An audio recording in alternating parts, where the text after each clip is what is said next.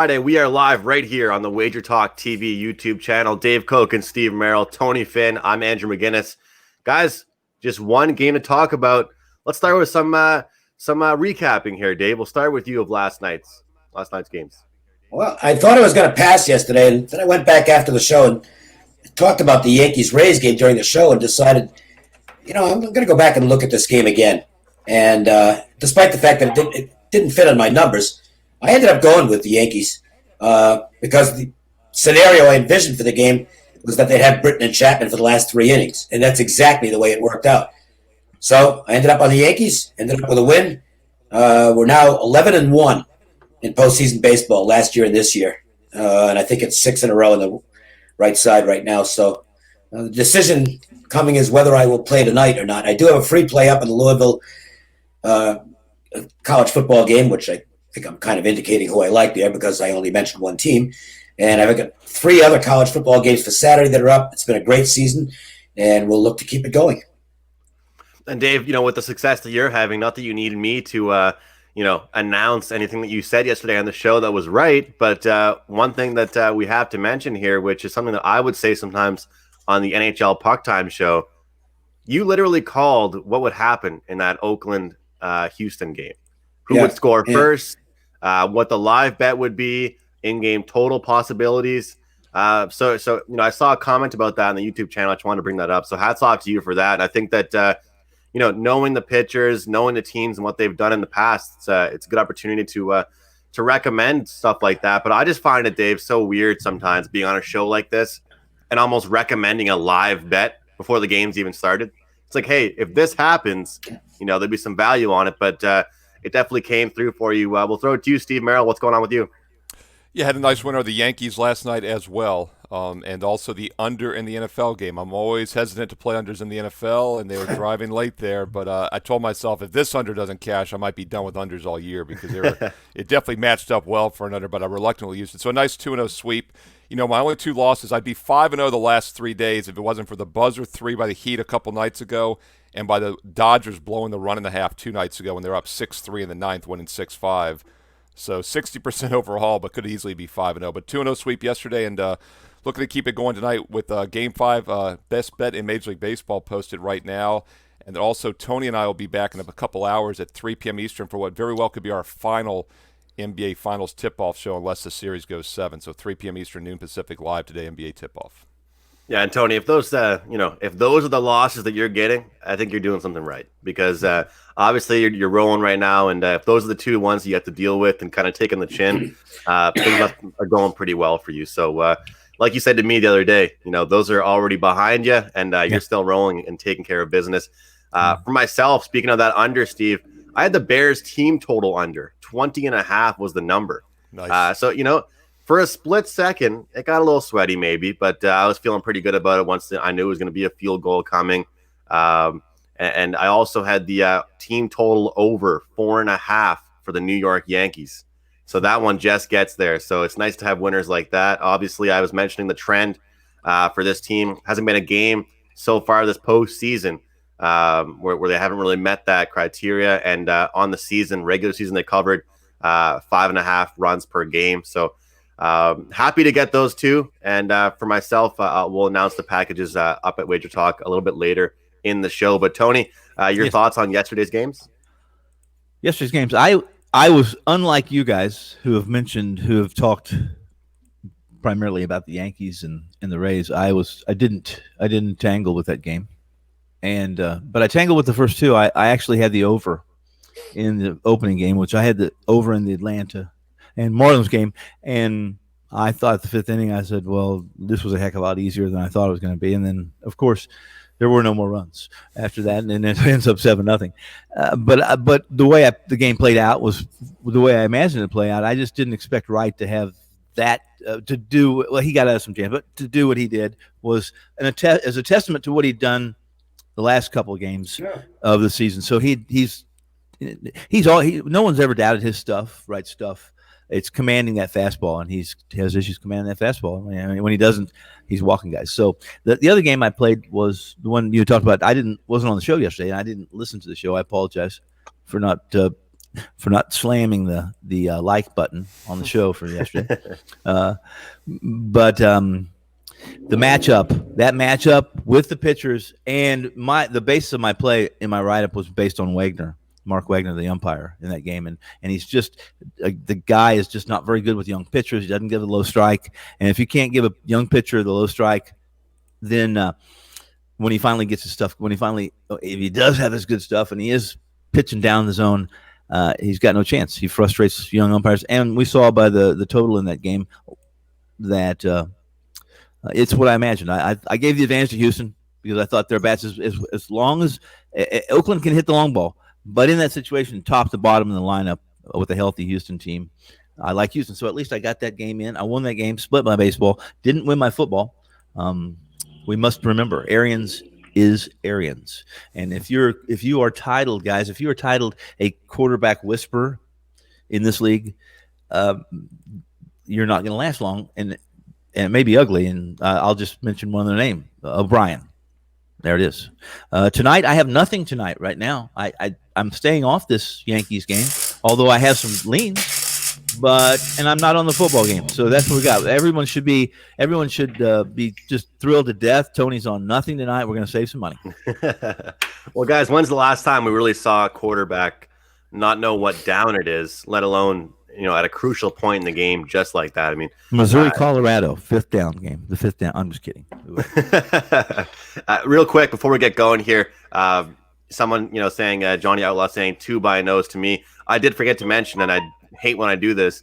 I had a brutal loss, and when I say brutal, I don't mean a bad beat. I was just wrong. I played the pitcher and with Sanchez, and it did not work out. First 5 innings, so that wasn't fun, guys. Watching the Marlins first 5-inning bet, because after a few innings, it wasn't looking too promising. So 2 in 1 day for me in baseball, but that one was a sure loser. Right after the crack of the bat from the Braves. Braves looking good. Thanks a lot to everybody tuning in here. We got a lot of guys pumped up for the game ones. This is the one game. This is why I wanted to do this show. This is why Dave wanted to do this show. Although it's just one game, obviously chat box is pretty active, and everyone's pretty interested to see what we have to think here, guys. So Dave, usually we go to you second. I want to start with you with this Yankees-Rays game. Well, the first thing I wanted to do was check and see if there might be an advantage late for Tampa with Britton and Chapman having worked last night. And I was very enthused about it. And then I looked at the numbers, and I wasn't enthused anymore, because between Britton and Chapman this season, on 0 days rest, they're perfect. They haven't given up anything. In fact, Chapman's numbers on 0 days rest are just ridiculous. So maybe the more work suits him, and Britton's been fine. He's had a little control problem, but hasn't given up anything to speak of. So that eliminated an edge for Tampa that I saw here. And that's too bad, because I think Tampa does have an edge with a combination of Glasnow and Snell, because I do think that's the way this is going to go. Glasnow slash Snell, as opposed to Cole and whatever. If Cole gets, if he gets worn down after 5 or 6 innings. I look at the price. The only way I could recommend is Tampa, and it's possible I might get involved with it, but as of now, I'm not. But if I had to play it at this price, I'm taking it's either Tampa or nobody. Steve, we'll go to you here with your thoughts. I mean, obviously, we've seen 2 different sides of the coin here with both these teams.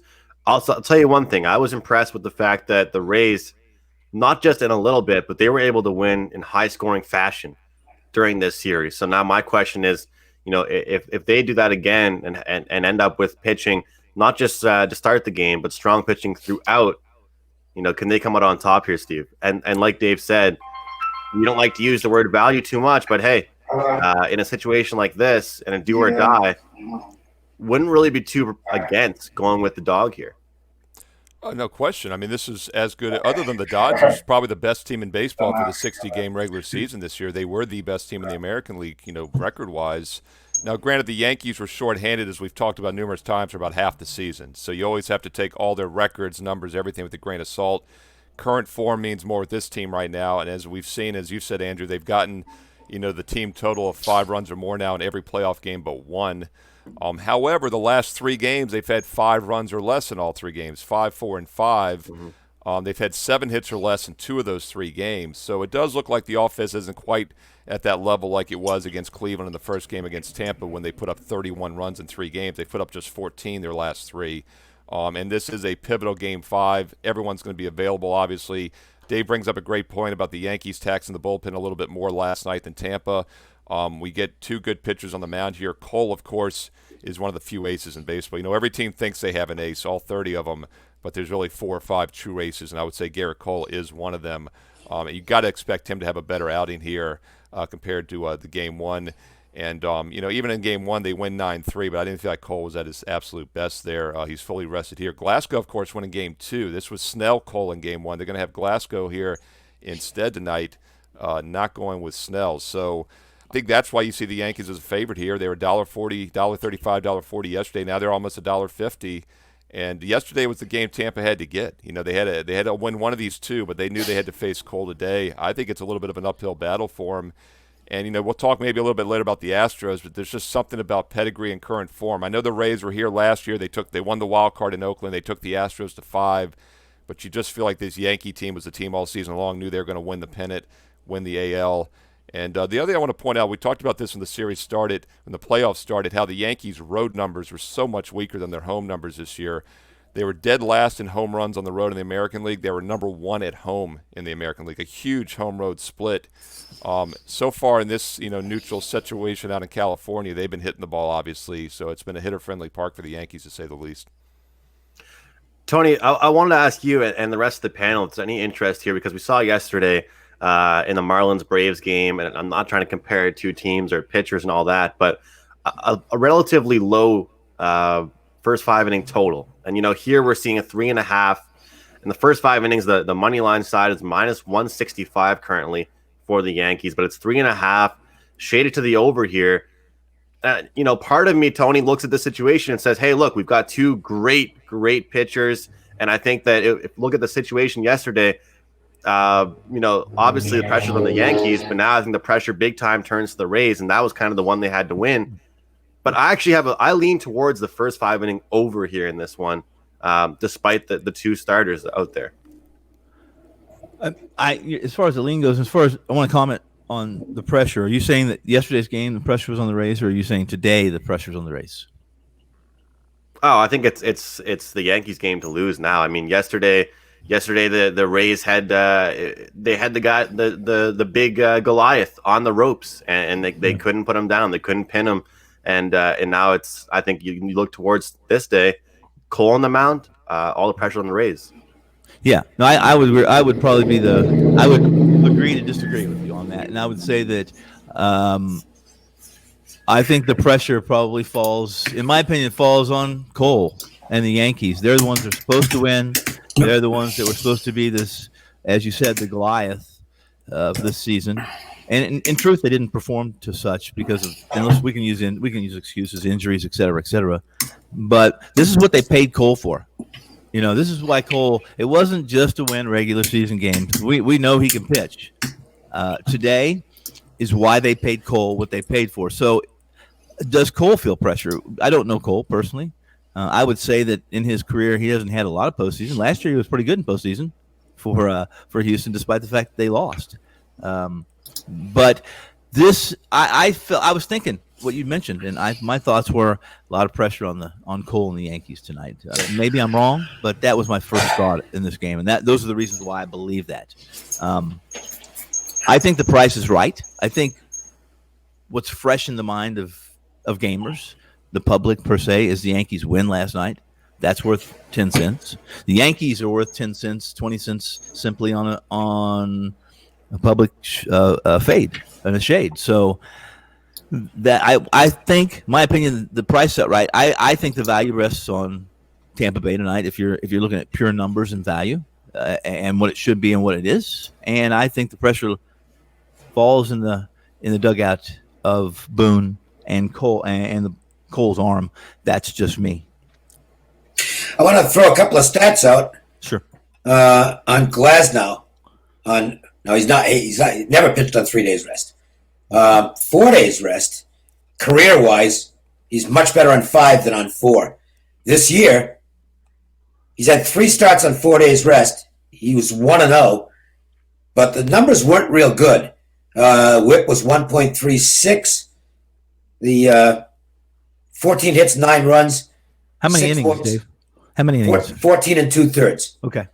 Okay. On 5 days rest, that's where he's really strong. 4-0 and 6 starts with insane numbers. 36 innings, 23 hits, 12 runs, 11 walks, 56 strikeouts. So he's out of his comfort zone here, and that's really the factor that I don't like here. Everything else I would say is, you look at that price, and that's just such a big price. It makes me like I'm not. There's no possibility I can lay this price for the Yankees, so I eliminate that. But I'm seeing enough in terms of question marks on Glasnow/Snell that I don't think I'm going to be able to take Tampa, even though the price is really inviting. So I'm going to end up sitting this game out. I'm glad you brought that up. I'm going to have a question for you, Dave. And that's just, I thought about this last year when this new scheme opener came up. And I've always done what you just did for the most part, while some of it's in my memory. My memory isn't what it used to be, but sometimes I'm always checking pitchers on short rest, long rest, extra rest, those kind of things, because it's typically been a pretty good, especially if this pitcher's been around a while, it's a sample that's worthwhile looking at. Whether you use it, it's just looking at and what it does to the variables in a game. With this opener stuff now, I said, 5 years from now, they're going to have to expand that splits and those stats. And that is, we have so many guys who, not the big time starters like Cole would do such, but there's so many pitchers now that will go in and throw 2 innings, and then 2 days later, they throw 2 innings, I have no idea. Yeah, I can't see more than 3 innings for Glasnow. Yeah, this is 2 days rest. Yeah. Right? No. I'm seeing comments in the chat. He's never pitched on 3 days rest. He'll still never have pitched on 3 days rest. He's on 2 days rest here. He pitched on October 6th. It's October 9th. I mean, that's, man. That's you're going. I mean, you can be daring. You can be daring if you want and say, well, he's a strong young guy and he's going to be fired up for the game, et cetera, et cetera. But man, I mean, that's 2 days rest.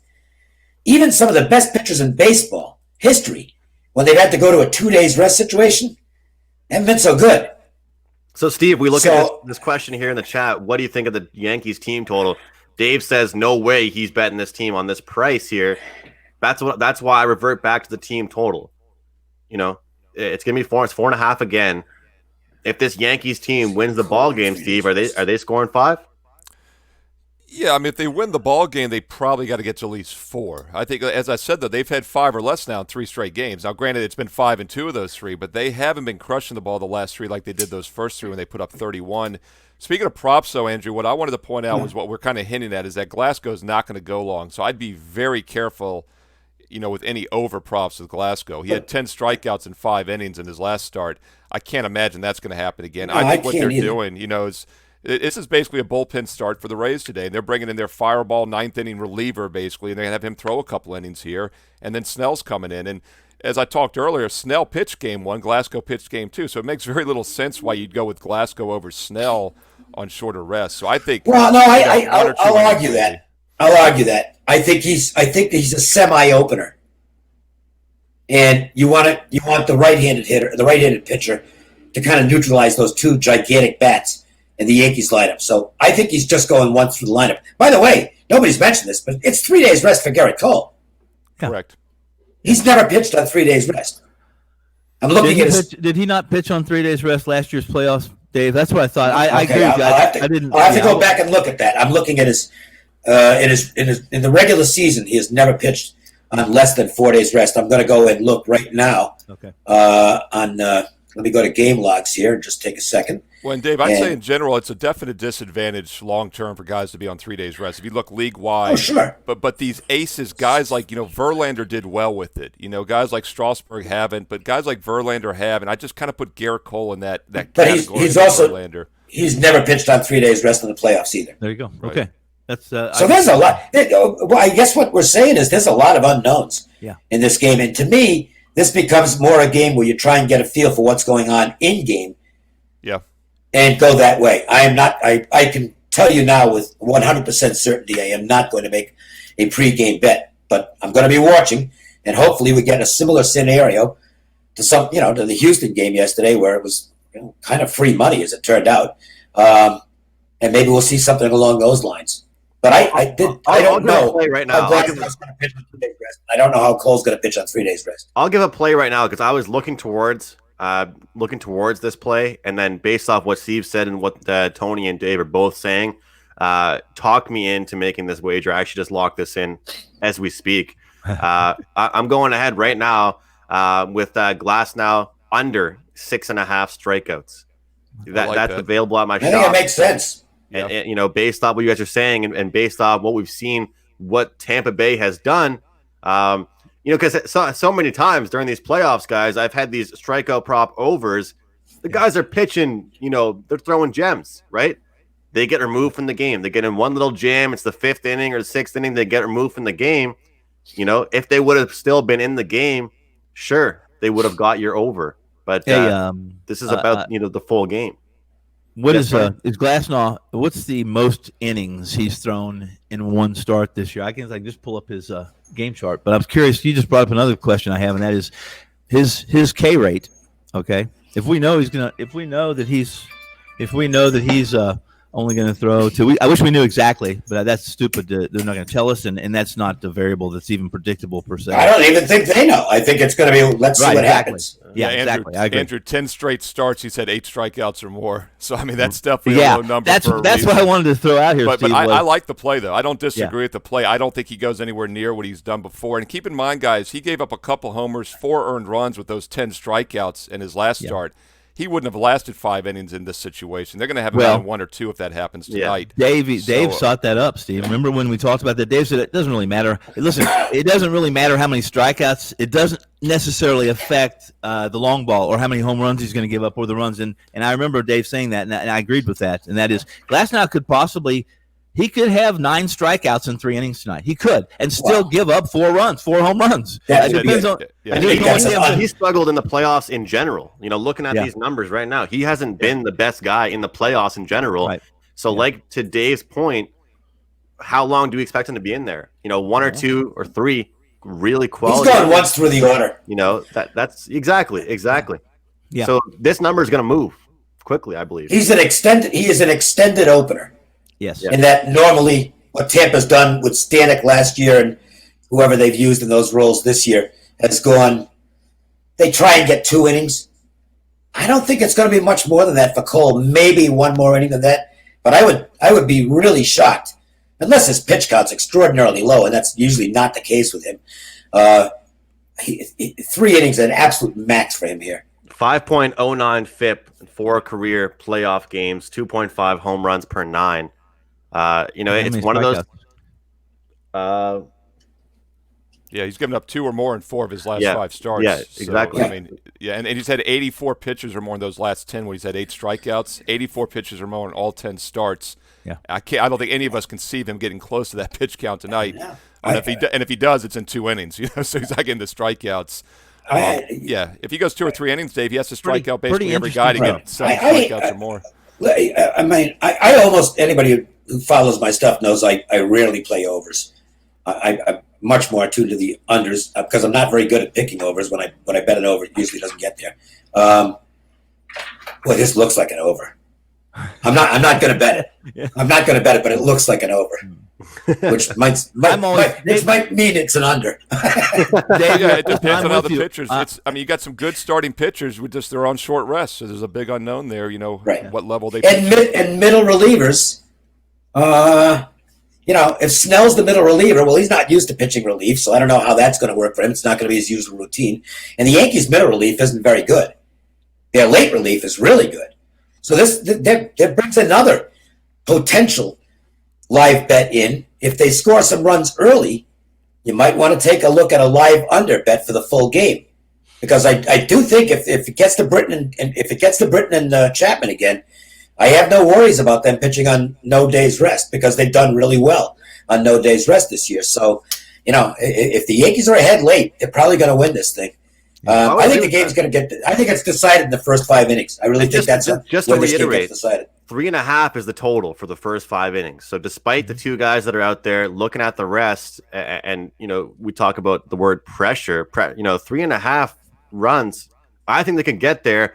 We hit that. We look for the full game under in game. Well, I would be over in that first. Again, Dave said this is Glasnow is one of these guys that I can believe this would happen, and he's a guy that could pitch 12. He could throw 12 pitches in one inning, strike out 3, and give up 3 home runs. He's that kind of guy where that's 12 pitches. Three guys hit first pitch home runs, and the other 3 guys strike out in 3 pitches. That's the kind of play. That's what I was saying, Tony. That's what I was saying. I like the first 5 over, full game under. Yeah, I agree. But the counter to that is the Yankees are really good at extending pitch counts. Yes, they are. They are very good. They do not swing early in the count unless they really like something. Yeah. They're going to go in with a game plan to get the guy out of there as quickly as they can. And I think Tampa's going to do the same thing. I think Tampa's going to be really patient at the plate against Cole. They want him out of there too.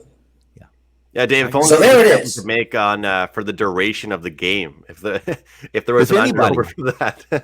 If anybody in the audience just understood or got a lean to anything we just talked about, we just gave you a lean on every single play. Yeah. And argument for the under over in game play, strikeout prop. Right. Andrew, I want to bring up Chapman and Britton, who Dave talked about. It's the first time since September 30th that Chapman threw last night. He threw 23 pitches. It was only the second time Britton threw September 30th. He threw on October 5th, and then last night 22 pitches. So, yeah, I agree with Dave that these guys might have pitched last night, but if anything, it might have gotten them warmed up for tonight because they have not been used much this month. Johnny Outlaw says he's never met a team total he doesn't like. We always see him in the chat room every day talking about team totals versus the sides and totals. Yeah, it's that's the thing, guys. For everybody commenting about that prop, look, I've been on the other end of it where I'm talking with mid-major Matt Josephs, and he's seeing a whole number better than me. So that's just at the book I'm using right now. But look, all of us seem to kind of agree with that theory that we won't see Glasnow for too long.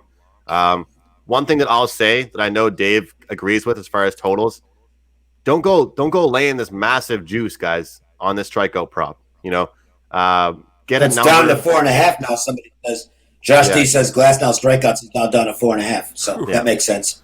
Yeah. So too late. Get a good number when you can get it. Let's go around the horn real quick, guys. We'll wrap things up. Just let everyone know what you have going on for this weekend.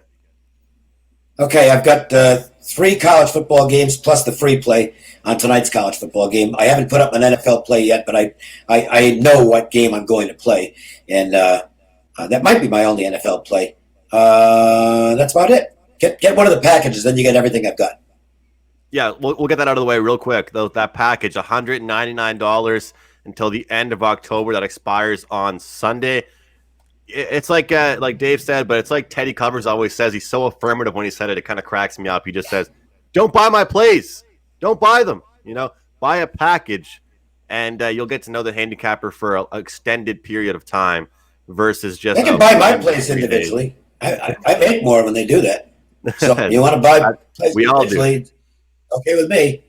Definitely. Steve, we'll go to you. What's going on this weekend? Yeah, I'm glad you and Dave mentioned the $199 special. It's the rest of October, so if you get it today, it's $199. If you get it tomorrow or Sunday before it expires, it's $199. So why not get it today and get a few extra days in the month of October? I've got a Game 5 best bet here for Yankees-Rays at WagerTalk. I'll have football up this weekend. Also did some football videos this week, which are on WagerTalk TV right here on YouTube. Some free analysis of NFL and college games. And then, of course, Tony and I are back in about an hour and a half here for what could very well be our final NBA Finals show of the season at 3 p.m. Eastern, noon Pacific, NBA tip-off right here on WagerTalk TV.